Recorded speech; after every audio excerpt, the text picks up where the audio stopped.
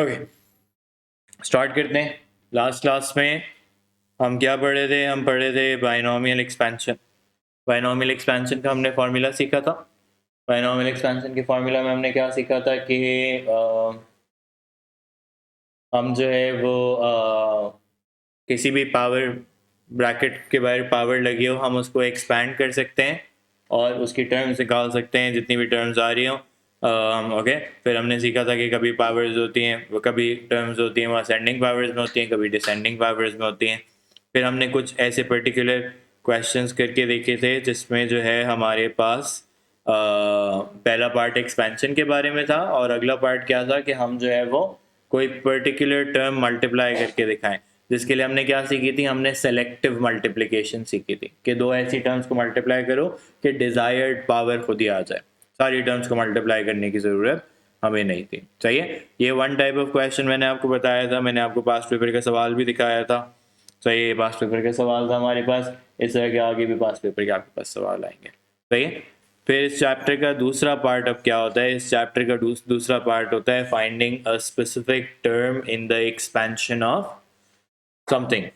Okay, what is that something? हम अभी देख लेते हैं। मैंने कहा find the coefficient of x square in the expansion of 2 + 3x power 7। Okay, तो अब मैंने सारी टर्म्स ही निकाल के दिखानी, मैंने सिर्फ कौन सी टर्म निकालनी है? सिर्फ एक्स स्क्वायर वाली टर्म।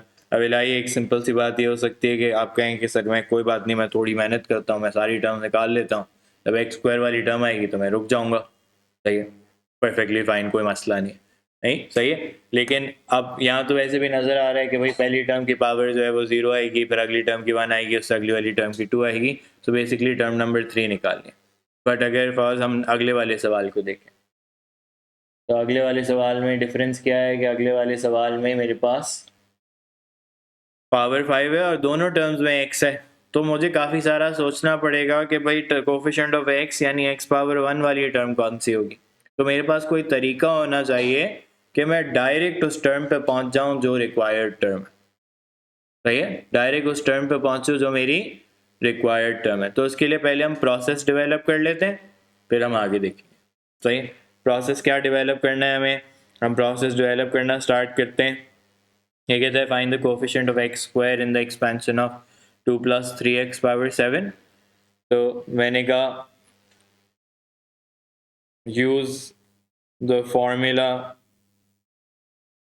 For specific term.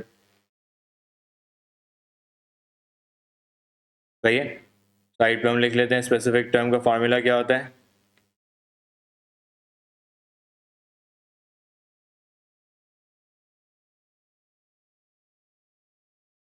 सही है, पहले हम स्टार्ट कर देते हैं NC0, NC1, NC2।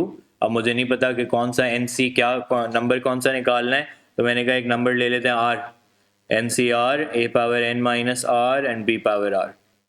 फॉर्मूला सारे जो होते थे ऊपर जाके एक्सपेंशन देख लें, NC0 लिखा होता था तो उसके ऊपर आता था N-0 और फिर B पावर 0 हो जाता था NC1 तो N-1 एंड B पावर 1।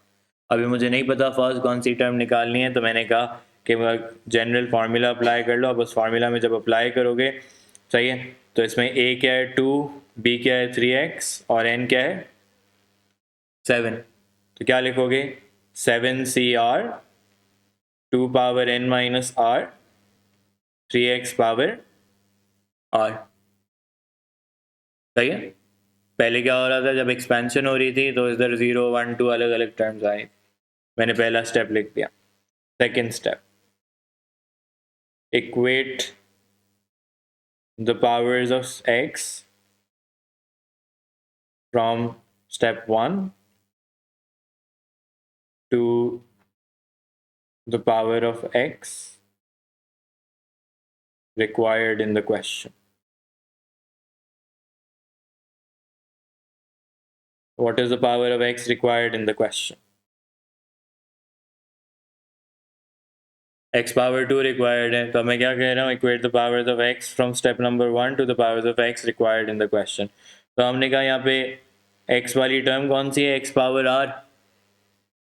सही है, सो x पावर r किसके बराबर होनी चाहिए? x पावर सॉरी मैं इसको ग्रीन से लिख देता हूँ ताकि नजर आए कि मैं सोल्यूशन कर रहा हूँ। X power r is from the formula, और मुझे रिक्वायर्ड कौन सी है, एक्स पावर 2। तो आर की क्या वैल्यू लगानी चाहिए भाई, आर की वैल्यू लगानी चाहिए 2। सही है, आर की वैल्यू लगानी चाहिए 2। फिर step number 3, use the value of r in the formula to find the desired term.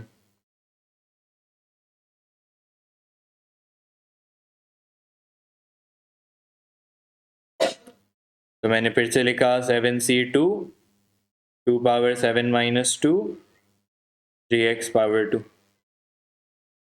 सही है, तो अब डायरेक्ट कौन सी इलाही टर्म आ रही है, डायरेक्ट एक्स स्क्वायर वाली टर्म आई, ना 0 वाली आई, ना 1 वाली आई, ना 3 वाली आई, ना 4 वाली आई। क्वेश्चन ने नहीं मांगी थी भाई, तो मैंने कहा सिर्फ वही टर्म आनी चाहिए जो रिक्वायर्ड इन द क्वेश्चन है। Can someone evaluate this for me. 6048 6048 x square. जल्दी से बैठो इब्राहिम, मैं रिपीट कर रहा हूँ।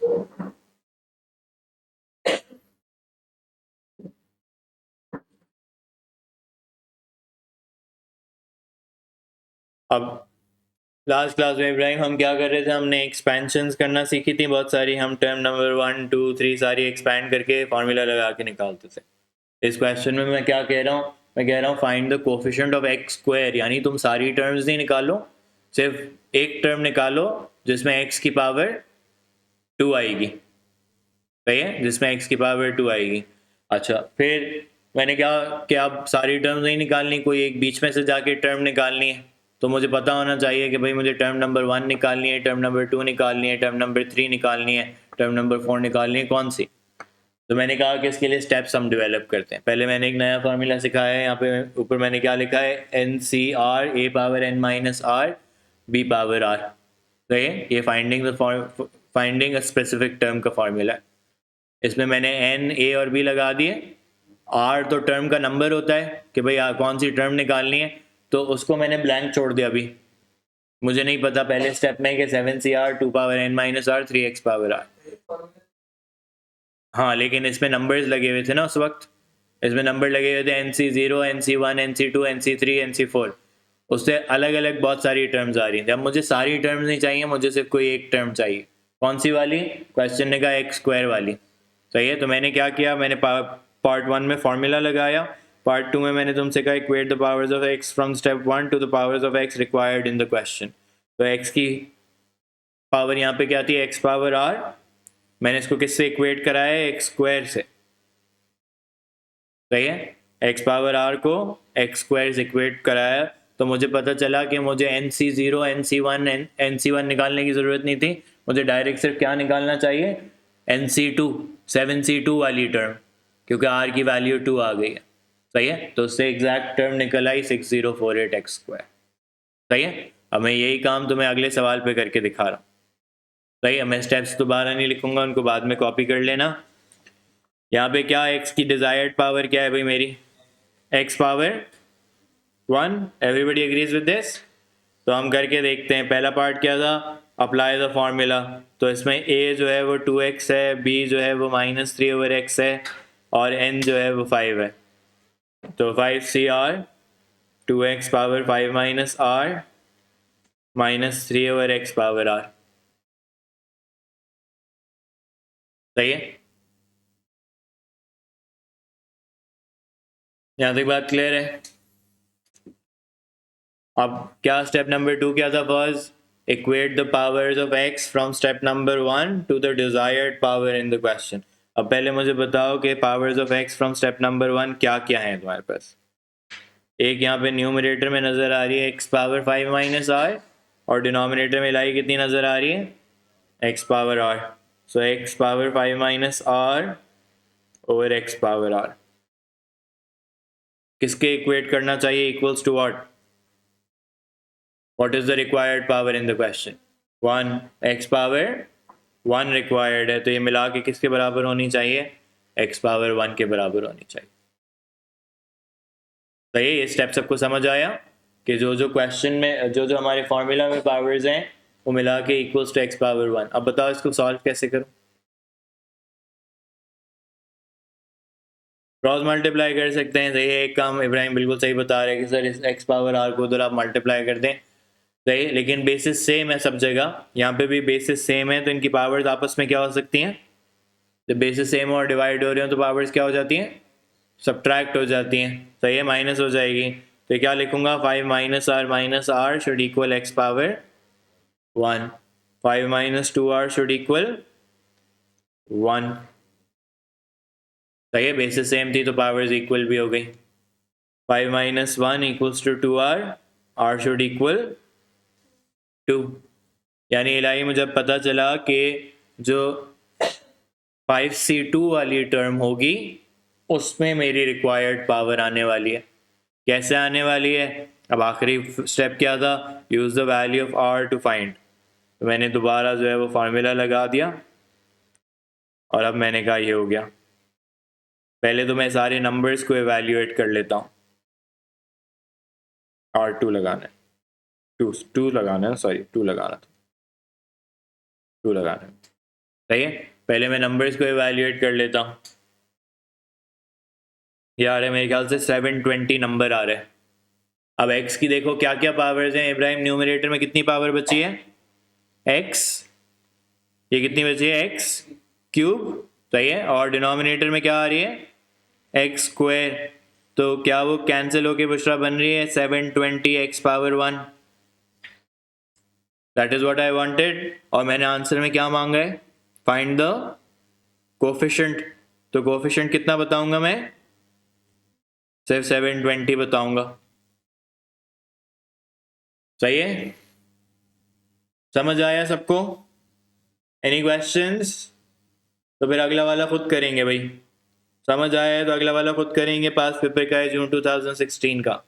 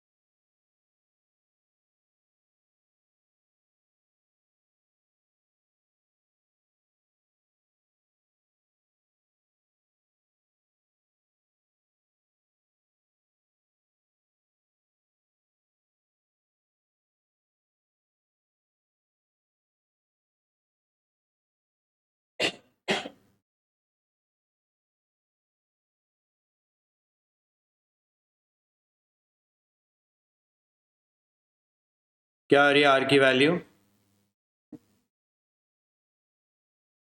R2 आया है। आपका आर क्या आया? पहले आर आएगा ना, 2 आया है ना, सही है। और आप बता रहे हैं कोफिशिएंट जो है वो 90 बना है, बना है फॉल्स नहीं बना? ओके, फिर से वही करेंगे।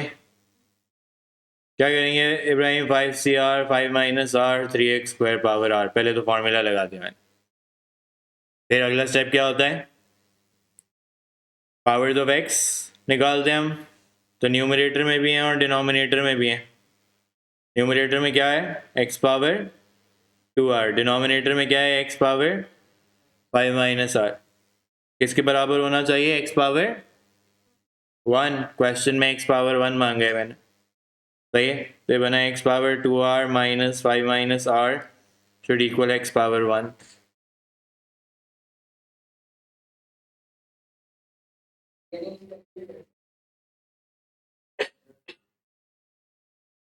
कर सकते हो, लेकिन अल्टीमेटली आना यही चाहिए, कुछ डिफरेंट नहीं आएगा। फिर तुम्हें इसको आगे पीछे अरेंज करना है तो दैट्स फाइन। ओके, बस असल इस क्वेश्चन में माइनस का ख्याल रखना है, ये माइनस की वजह से गड़बड़ होती है, क्योंकि पूरी डिनोमिनेटर की पावर जो है वो पूरी नेगेटिव के साथ आएगी। तो ये बना 2R - 5 + R equals to 1। 3R equals to 6, R equals to 2। फिर लाई क्या करेंगे? फिर से यही कहेंगे 5C2 1/x power 5 - 2 3x² power 2। 5C2 10, 10 × 9 90 बना। न्यूमरेटर में x पावर 4 है, डिनोमिनेटर में x क्यूब है, कैंसिल होके x पावर 1 बना देगा। सो 90 x पावर 1 फिर से, सही है। समझ आए? एक और करके देखो। कैलकुलेटर में तो सिर्फ नंबर्स लगा सकोगे, x की पावर्स खुद से करनी पड़ेंगी। तो कैलकुलेटर में तो तुम लिखोगे 5C2, उस दिन लिखा था ना 5C2 इंटू 1 पावर 5 - 2 इंटू 3²। ये तुम कैलकुलेटर पे लिख दोगे तो कैलकुलेटर 90 तुम्हें बता देगा। बाकी x तुम्हें खुद ही इवेल्युएट करना पड़ेगा, सही है। x नहीं आना चाहिए तो x की क्या पावर हुई? फर्स्ट 0, सही है। तो अगले क्वेश्चन में मैं क्या निकालने को कह रहा हूँ? x power 0। Independent of x का फॉल्स मतलब बता रहा है कि सर x नहीं आना चाहिए। x कब नहीं आता? जब उसकी पावर 0 होती है। पावर 1 होगी तो नज़र आएगा, पावर 2 होगी तो भी नज़र आएगा, एंड सो ऑन, जैसे भी नज़र आ रहा था हमें, सही है। यानी इब्राहिम जब x तुम एवेल्युएट कर रहे होगे तो ऐसी पावर जनरेट होंगी कि न्यूमरेटर में भी सेम आएगी, डिनोमिनेटर में भी सेम। जिस तरह यहाँ पे अभी x4/x3 आया था, ये कैंसिल होके एक x बच गया था, अब नहीं बचेगा, अब टोटली ख़त्म हो जाएगा, सही है। ट्राई करके देखो फिर से, फिर मैं कराता हूँ।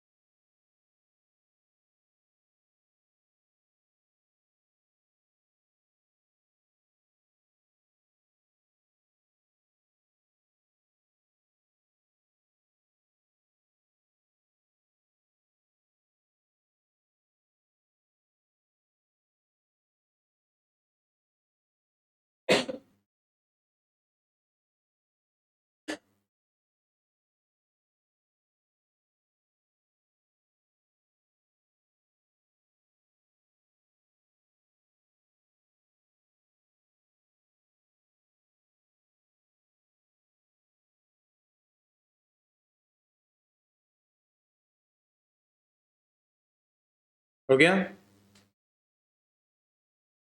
क्या है अगला आंसर? कॉज नहीं आया 448।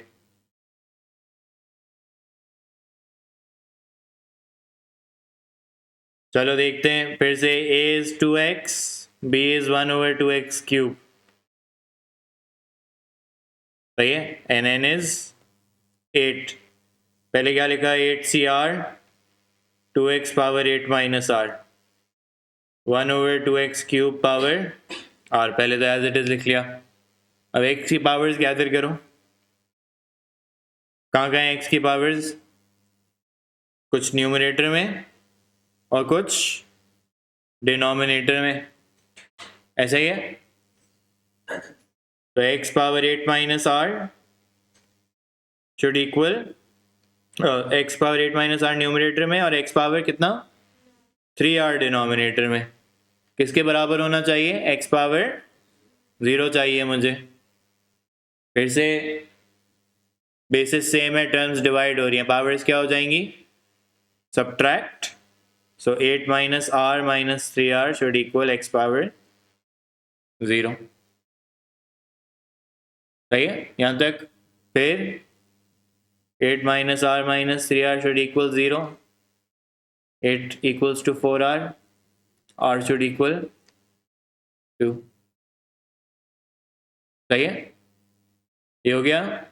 अब दोबारा से क्या करना है? r की वैल्यू यूज करना है। 8c2 2x power 8 minus 2 1/2x cube power 2। सो 8c2 कितना होता है? ये सारा मिला के 448 आप बता रही हो। कैलकुलेटर पे कैलकुलेट करेंगे तो 448 आता है।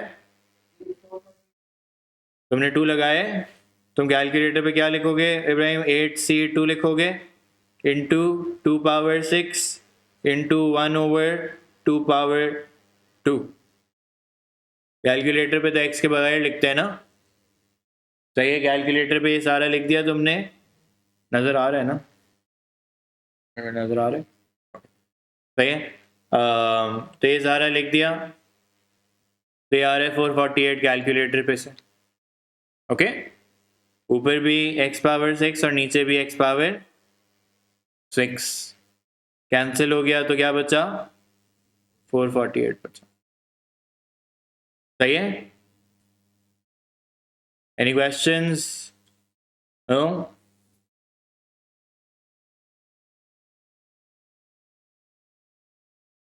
आगे बढ़े।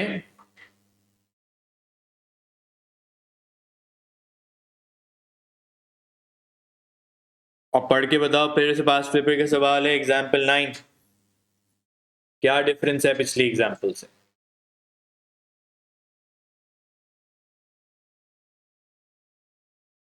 एक कांस्टेंट आ गया है जो पहले नहीं था, और अब इलाही दो टर्म्स की बात हो रही है, एक x पावर 4 की और x पावर 5 की। अब जाहिर सी बात है, मैं चाहूँ तो पूरी एक्सपेंशन लिख दूँ भाई, सही है। उसमें से इब्राहिम निकल आएगी एक NC0 NC1 NC2 NC3 NC4 NC8 तक जाना पड़ेगा, है ना।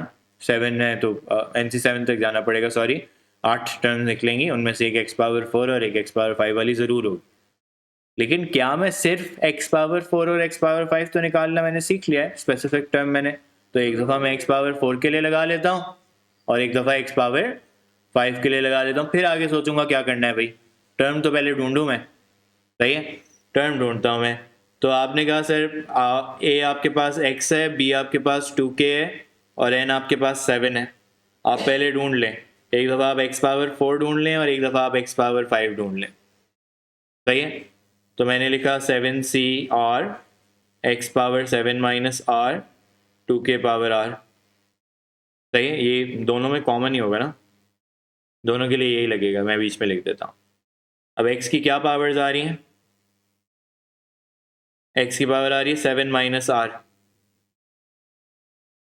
एक दफ़ा किसके बराबर हो जाएगा? x पावर 4 के बराबर, और एक दफ़ा किसके बराबर हो जाएगा? x पावर 5 के बराबर, ऐसा ही है। तो 7 minus r should equal 4 r should equal 3. 7 minus r should equal 5. r should equal 2. यानी एक दफ़ा r की वैल्यू क्या लगानी है 2 और एक दफ़ा लगानी है 3. एक दफ़ा x पावर 4 वाली टर्म आएगी और एक दफ़ा x पावर 5 वाली टर्म आएगी. सही है, ऐसा ही है.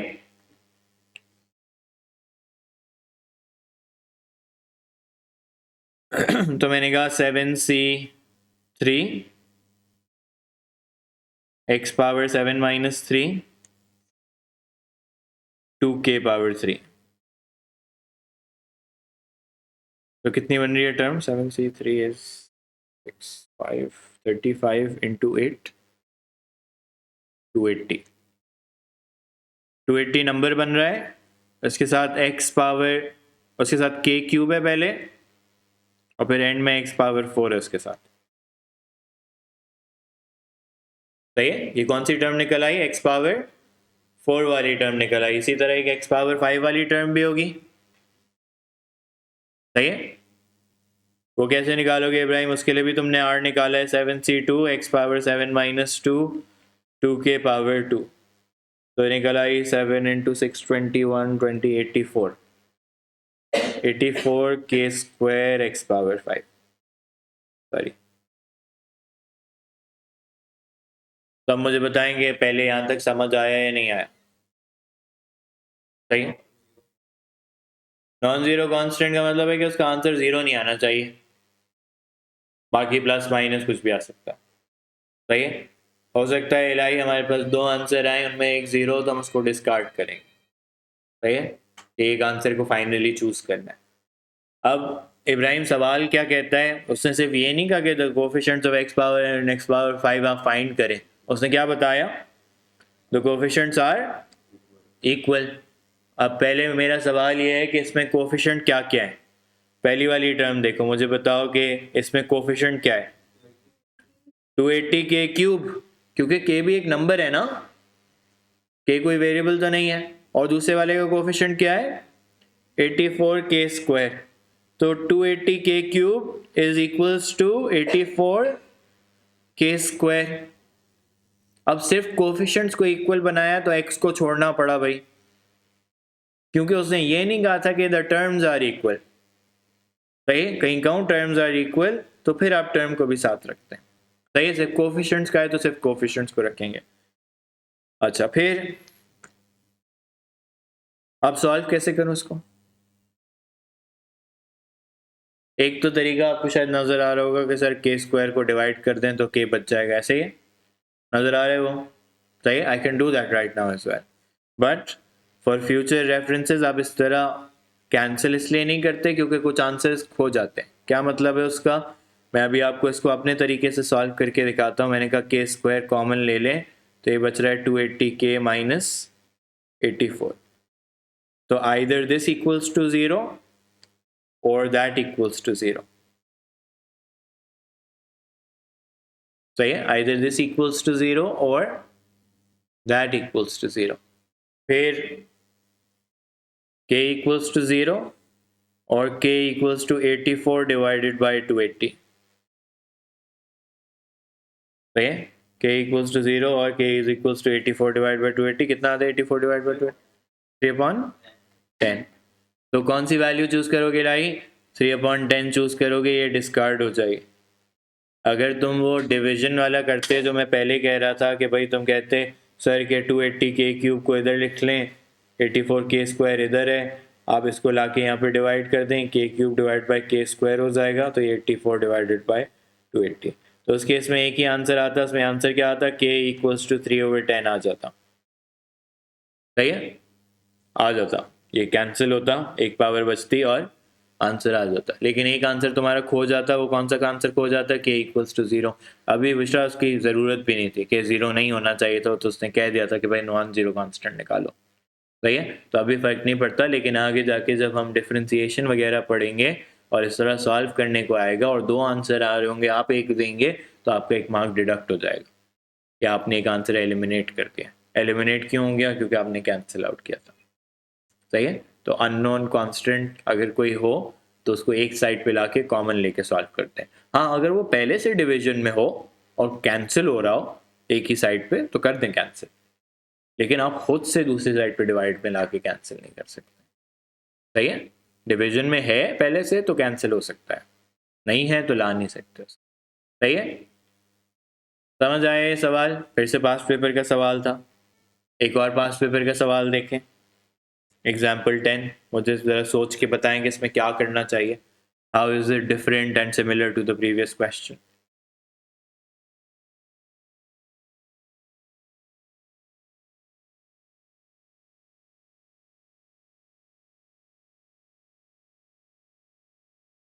The coefficient of x cube in the expansion of 1 minus 3x power 6 plus 1 plus ax power 5 is 100, यानी एक टर्म है 100x क्यूब की आनी है, लेकिन वो दो चीज़ों को प्लस करके आ रही है ना? तो कैसे करेंगे सॉल्व? फिर से देखो, आइडिया है कि स्पेसिफिक टर्म तो निकालनी है। बोलो, पावर सेम निकालनी पड़ेगी। इस ब्रैकेट में से भी इब्राहिम एक्स क्यूब निकालोगे और इस ब्रैकेट में से भी एक्स क्यूब निकालोगे। क्या मल्टीप्लिकेशन करनी ही नहीं है, इलाही एडिशन करनी है। देखो, अगर मल्टीप्लाई होता तो बिल्कुल तुम वही करते, बट क्या करना है यहाँ पे पूछ रहा है, यहाँ से भी एक्स क्यूब वाली टर्म निकालनी है, यहाँ से भी एक्स क्यूब वाली टर्म निकालनी है और मिला के इक्वल्स टू 100 करना है, सिर्फ कोफिशिएंट्स को फिर से। सही है, अब पहले क्या था, ब्रैकेट सेम था, पावर्स अलग अलग निकालनी थी। अब पावर सेम है, ब्रैकेट अलग अलग है, काम तो लेकिन वही करना है ना। एनसीआर वाला फॉर्मूला लगेगा, दोनों जगह से क्यूब वाली टर्म निकलेगी और मिला के इक्वल्स टू 100 होगी। Okay, can you try it your self? करके देखो एक दफ़ा, फिर हम आगे करते हैं।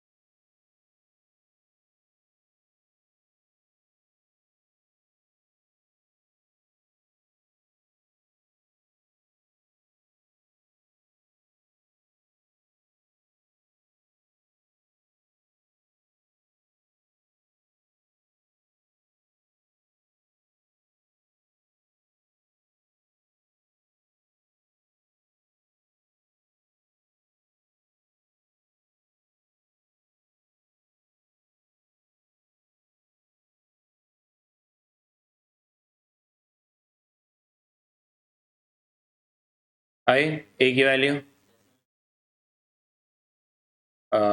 उसको फ्रैक्शन में करो, क्या आ रहा है?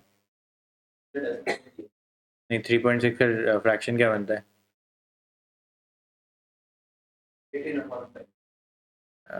18/5 नहीं, आई डोंट थिंक, पता नहीं, मुझे याद नहीं है, बट चेक कर ले। और किसी की आई वैल्यू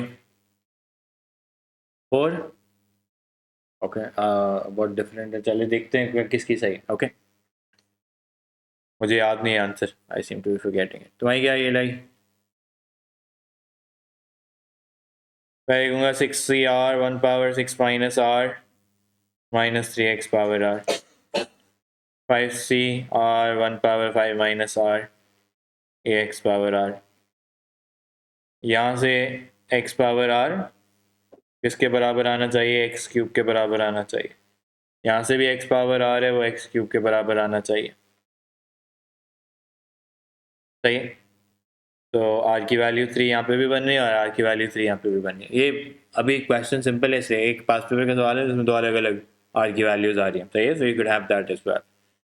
ओके, तो ये 6c3 1 power 6 minus 3 minus 3x power 3। सही है, 5c3 1 power 5 minus 3 ax power 3।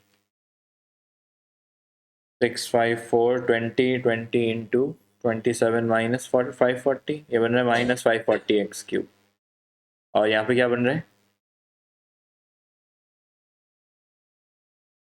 5c3 is also 10 10 into ये बन रहा है 10 a क्यूब एक्स क्यूब।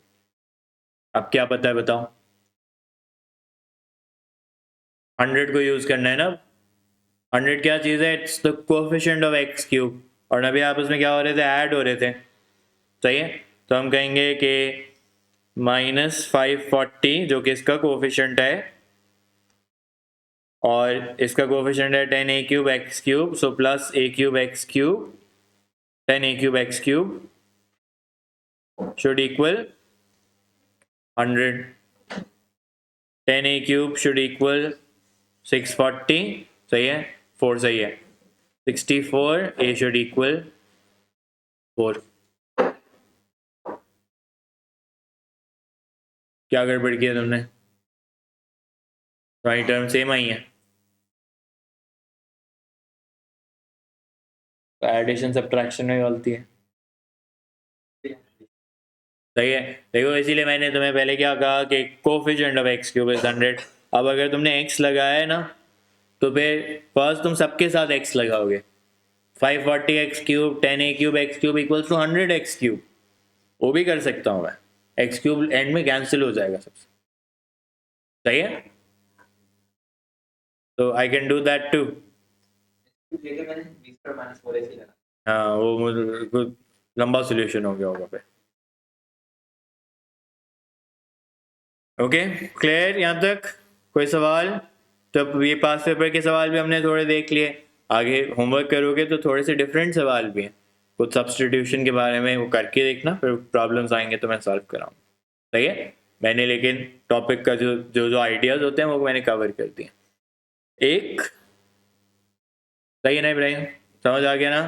सही है, एक सवाल एंड में अभी रह गया, और ये मुश्किल वाला सबसे सवाल है। इसके मार्क्स भी देखो कितने हैं। अभी तक कोई 6 मार्क्स वाला तो नहीं देखा, 3 4 2 इस तरह के चल रहे थे ऊपर, है ना? तो ये 6 मार्क्स का सवाल है। क्यों? क्योंकि ये मुश्किल सवाल है। ये पास पेपर्स में कुल 2 दफ़ा आया हुआ है। एक दफ़ा ये मैंने आपके सामने रखा हुआ है, एक दफ़ा शायद 21 में या 22 में, देख लेना उसमें क्या है। सही है, अब इसमें डिफरेंट क्या है पहले ये बताओ।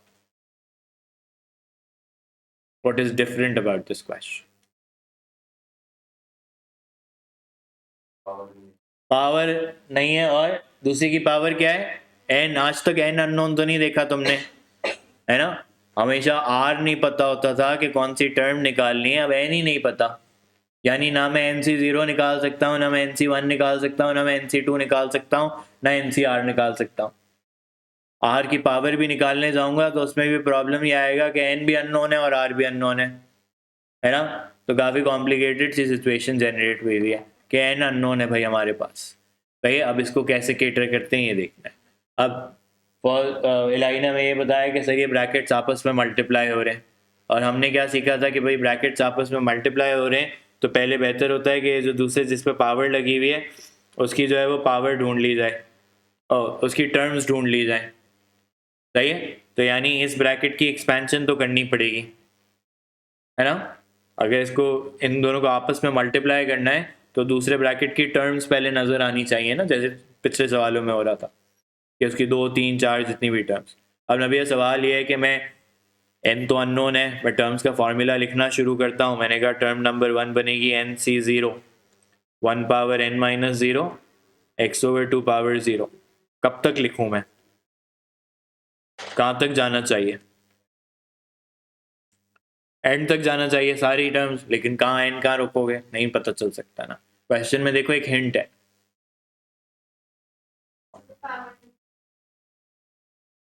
ये एक्स 7 और आगे बढ़ो एक्स स्क्वायर, यानी काम जो है वो एक्स और एक्स स्क्वायर वाली टर्म्स के बारे में ही है, उससे ज़्यादा आगे तक जाना नहीं है। जा तो मैं सकता हूँ लेकिन ज़रूरत नहीं है उन टर्म्स की, क्वेश्चन जो है वो उनके बारे में नहीं तो सॉरी ये पावर 1 अभी। सही है, तो मुझे एक और टर्म निकाल लेनी चाहिए क्योंकि मुझे नज़र आ रहा है ना कि एक्स की पावर्स बनती हुई नज़र आ रही हैं। आपको भी नज़र आ रही है? सही है, आपको भी नज़र आ रही है एक्स स्क्वायर तक। तो मुझे अभी लग रहा है कि भाई इससे आगे नहीं जाना चाहिए। सही है, अब उससे पहले मैं क्या करता था बहुत, इसके बाद जो है वो मैं कैलकुलेटर चलाता था और नंबर निकाल लेता था। अब एन जो है वो कैलकुलेटर पे तो नहीं आता, तो अब हमें क्या करना है, अब हमें इब्राहिम याद रखना है। क्या याद रखना है कि एन सी ज़ीरो क्या होता है? 1। एन सी 1 क्या होता है? एन। एन सी 2 क्या होता है? N into n minus one divided by 2। ये इनके ब्रेक डाउन फॉर्मूलाज है। कैलकुलेटर जब आप कहते हैं कैलकुलेटर को इवैल्यूएट करो, कैलकुलेटर यही कर रहा होता है। एन सी ज़ीरो क्या होता है? 1। एन सी 1 क्या होता है? एन। और एन सी 2 क्या होता है? N into n minus one divided by 2। ये याद रखने। सही है, ये फार्मूला शीट में नहीं लिखे हुए होंगे। सही, अब इनका फ़ायदा क्या है, ये याद होने का फ़ायदा क्या है? अब फर्स्ट देखो, क्या तुम पहले उसको मैन्युअली सिंप्लीफाई कर सकते हो? पहला उसको कंपोनेंट है एन सी ज़ीरो, उसकी वैल्यू क्या बनी? 1। 1 power n, what is 1 power anything? 1 ही रहता है। 1 की कोई भी पावर लगा लो 1 ही रहता है, तो इधर दूसरा भी 1 आ गया। X over 2 power zero, anything power zero, anything power zero is also 1। तो यानी इब्राहिम हमें पता चला कि ये पहली टर्म बनेगी 1, चाहे एन की जो भी वैल्यू हो। लिखा होता 7C0 तो तब भी 1 ही बना रहा होता कैलकुलेटर भी। सही है, अब अगली टर्म बताओ क्या बनेगी? N c one is n. N c one मैंने अभी याद कराया आपको, n c one is n. 1 power anything, 1 की कोई भी पावर 1। एक्स ओवर 2 पावर 1 तो इज एक्स ओवर 2, तो ये टर्म मिला के कितनी बन गई? एन एक्स ओवर 2 बन गई। सही है, अगली टर्म को सिंप्लीफाई करो।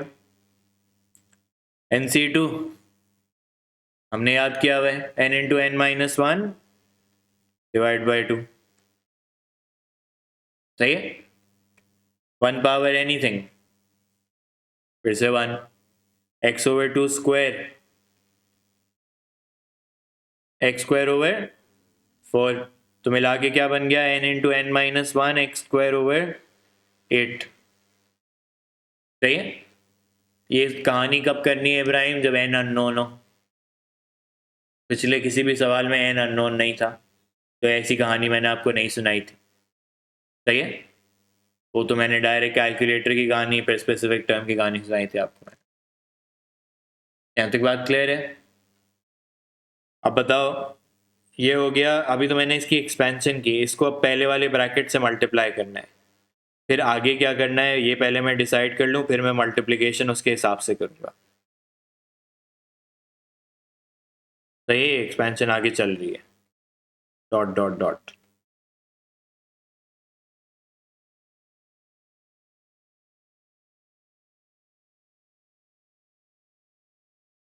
God, I think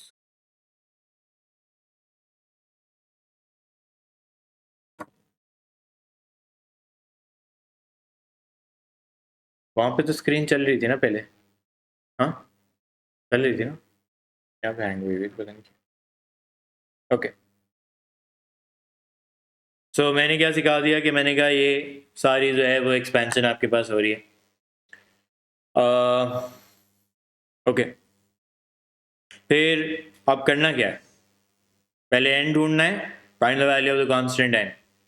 अब एक ऐसी इंफॉर्मेशन है जो मैंने अभी तक इस्तेमाल नहीं की, कौन सी? X is 7, coefficient of x is 7, यानी हमें एक्स वाली टर्म्स में इंटरेस्ट है। सही है, एक्स वाली टर्म्स में इंटरेस्ट है। कौन सी एक्स वाली टर्म्स है बताओ, किस किस को मल्टीप्लाई करूं कि एक्स वाली टर्म्स आए? What two numbers should I multiply कि मेरे पास एक्स वाली टर्म्स आए? 3 को एन एक्स प्लस 2 से और -2x को 1 से। तो क्या आ रही है, एक्स वाली टर्म्स आ रही हैं, मिला के कितनी बनेंगी? उसने कहा कोफिशिएंट ऑफ एक्स इज 7, तो क्या लिखूं? Equals to 7x। Left side पे भी x लिखा है तो बस राइट साइड पे भी x। 3nx/2 -2x equals to 7x।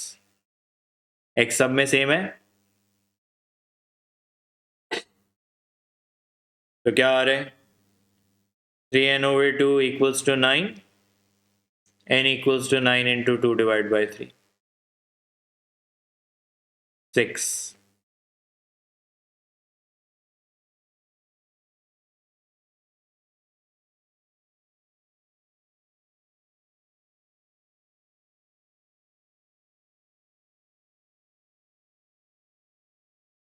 सही है, n की वैल्यू आ गई। तो मुश्किल सवाल है इसीलिए 6 मार्क्स का है, तो बहुत सारी नई इंफॉर्मेशन आपके सामने आई, लेकिन ये बहुत रेयर आता है। पढ़ के ज़रूर जाना है, बट आपको ज़्यादा क्या किस चीज़ की स्किल होनी चाहिए, वो जो पहले सवाल की स्पेसिफिक टर्म एंड एक्सपेंशन। अभी भी सवाल पूरा नहीं हुआ ना, क्या है? Hence find the coefficient of x square. अब पहले काम क्या करना चाहिए, एन की वैल्यू आ गई तो अपनी एक्सपेंशन में एन की वैल्यूज़ लगा देनी चाहिए। सही है, एन की वैल्यूज़ लगाओ, 3 - 2x और इसके आगे 1 + 6x/2 प्लस 6 × 6 - 1 x²/8। तो क्या बन रहा है, 1 + 3x प्लस 30x²/8। सही है, अब x² वाली टर्म निकालनी है तो किस किस को मल्टीप्लाई करना चाहिए आपस में? 3 को, सही है इससे, तो ये बन रहा है 3 × 30/8 x² और -2x को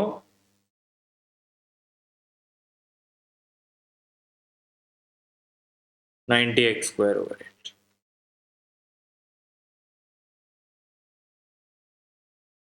सही है,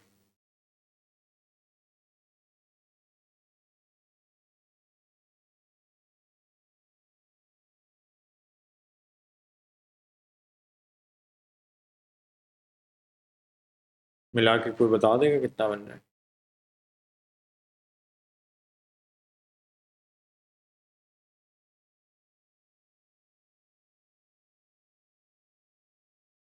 ट्वेंटी वन अपॉन और x²। कोफिशिएंट पूछा था तो कोफिशिएंट कितना हो जाएगा?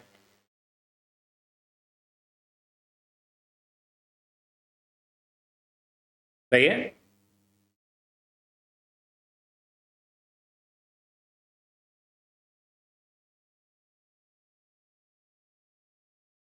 तो आखिरी वाला सवाल मैंने आपको मुश्किल दिखाया, बहुत कम आया है पास पेपर्स में। एड मैथ में 3-4 दफ़ा इतने सालों में, 20 सालों में जो है वो 3-4 दफ़ा आया।